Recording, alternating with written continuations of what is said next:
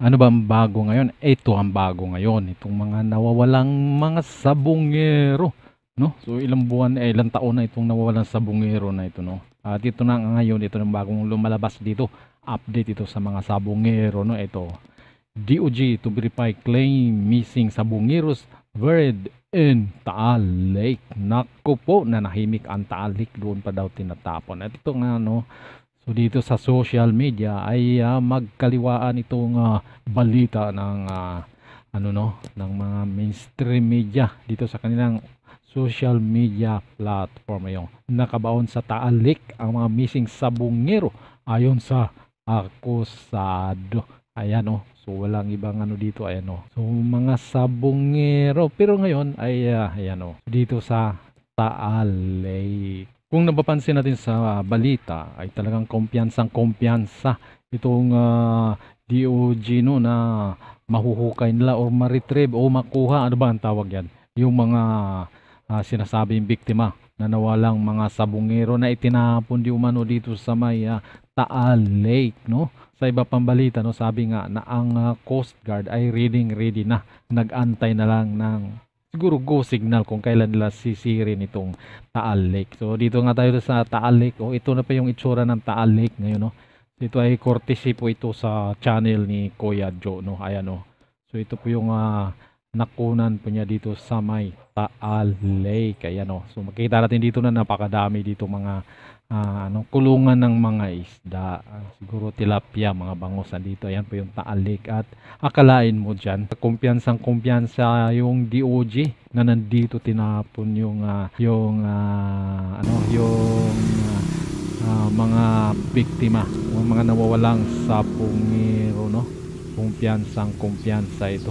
So, ito po yung dito po ito sa may Taal Lake, no? At ngayon titignan din natin dito kung ano kaganda itong ano na to, itong Taal Volcano. So dito makisungkit na tayo sa video dito ni Kuya Joe, no? So dito paakyat na itong shot niya, napakaganda, no, dito sa crater ng ng Taal Volcano. Taal Volcano, ha? Kung mapapansin natin dito. So kung mapansin natin dito sa baba, no, may na. So may mga na sila, no, may mga damo. Ayan, oh, kita mo green na. At kitang-kita mo talaga yung mga kanal-kanal, no. So kung siguro kung lumalapit ka doon, itong mga kanal-kanal na ito ay mga pampang, no. Kung titignan natin, biyak-biyak siya, no.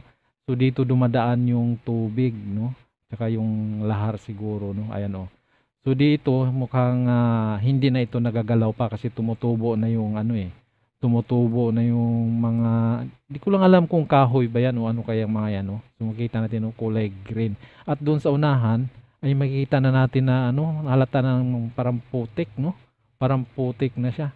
So titignan natin doon sa unahan, no? Ayan, oh. Ayan. Ayan, oh. So makita natin na parang siya, no? Yung umaagos itong mga tubig at kanal-kanal siya. So, ito yung mga buhangin siguro ito, no? Buhangin. Tingnan natin.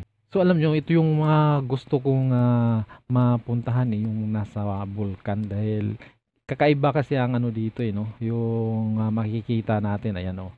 Ayan, oh. So, kung mapapansin natin dito, ito, oh, mukha siyang no? Ayan, oh. Ang ganda parang ganda ng design, no? Oh, kung makita natin dito, para siyang nakasimento. Tapos binuhusan siya ng tubig kaya nagbiyak-biyak, parang nagkanal-kanal, nagkakaroon siya ng design. At makita nga natin doon sa unahan, ayan po yung parang may tubig, no, na napuntahan ng tubig, na nagkaroon na ng tubig yung yung pinakabunganga nitong Taal, So dito wala pong taong pwedeng pumunta diyan, no, kaya maswerte po tayo na may nakunan to ng Kuya Joe, no. So ayan, makikiano lang tayo. Tingnan mo. Tingnan mo, parang ang lalim ng parang nakakatakot siya tignan. Galing ng design ng ito ay gawain po ito ng nature, no. Tubig, mga bakas ng tubig yan. Ayan mo. Parang nakakatakot siya tignan, ano. So alam mo ito kasing Taal, kamakailan lang to ay umuusok-usok na rin ito, no. So ngayon makita natin dito ngayon ay malinis, no. Walang, ayan, oh. Tahimik na tahimik, mukhang kauulan lang yata itong na to. dito sa may ano, dito sa may bahaging ito, ayan oh. So, oh. So ito na yung nasa pinakabungkanga crater, no. So itong mga tubig na to na nagkakaroon na siya ng ano, parang may halong simento yung kulay ng tubig, no. Parang ayan oh, gray. At saka makita natin doon sa kabilang gilid mayroong umuusok-usok doon. Ayan oh. Grabe, parang nakakatakot siya tignan oh. Tama, parang kulay itim siya, no. Malakas kasi ang ano dito, no. Sulfur. Tingnan mo, parang may bato pang malaki sa gitna. Ano kaya 'yun, no? Ano, kulay itim. So mahalata mo talaga siya na ano, na mainit, no. Kulay itim yung buhangin. At dito, kung titignan natin parang maliit lang siya, no. Pero malawak yung ano na yan, yung area na yan. So dito yung ano, kulay, may pagkakulay brown. Ang ganda talaga ng bakas ng tubig, no. So pag lakas ng ulan dito, ayun oh, bumabaha. Kaya yung ito pag malakas ang ulan, ito yung nagiging lahar, no. Buhangin, may kasamang mga tubig. Tapos kaya pag masyadong malakas ang ulan at itong mga tubig dito na napundo, pag bumaba sa bundok yan, halimbawa nadudurog itong mga parang mga bakod-bakod niya, yan yung nagiging baha, nagiging lahar. Dito makita natin oh, mayroong umuusok, no. Ayan oh, ayan umuusok siya oh. Oh. Mayroon yatang nag-ano yan, mayroong nagka-camping. Ayan oh, mayroong nagka-camping dyan. Ayan oh. So mainit talaga kung makikita natin. Pero diyan lang naman, no. Bakit kaya yung ibang side walang hindi siya umuusok, no? Ayan oh. Umuusok na yung ano dito sa may gilid nitong bukanga nitong ano na to, no, taal. At alam nyo nung sumasabog itong ano na to, itong bulkan na ito. Grabe, halos umaabot ito sa may ano, sa may at ayan oh. So ito na po yung ano, no, yung sumabog ito nung anong taon ba ito sumasabog ito, ayan oh. So ganyan po siya. Sumabog itong Taal volcano. Ayan oh. So grabe ang usok pag sumabog dito. At nung sumabog nga ito ay pati yung mga ano dito, nung naalala ko dati yung mga kabayo dito ay talagang nag-ano, yung kawawa yung mga kabayo dito, punong-puno na ng putik. Punong-puno yung putik. Ayan oh. So ganyan yung itsura niya pag sumasabog. Ayo, pati yung sasakyan, kita tingnan yung sasakyan oh. Oh, tingnan yung sasakyan para sinisemento na.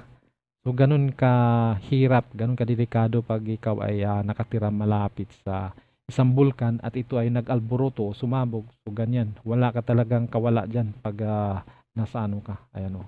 Ito pwede ito po to sa ano, no. At kung naalala nyo, sumabog ito, umabot nga ito sa ayan oh, sa Tagaytay po yan oh. Ayan oh. So ganyan po yung itsura niya pag sumabog.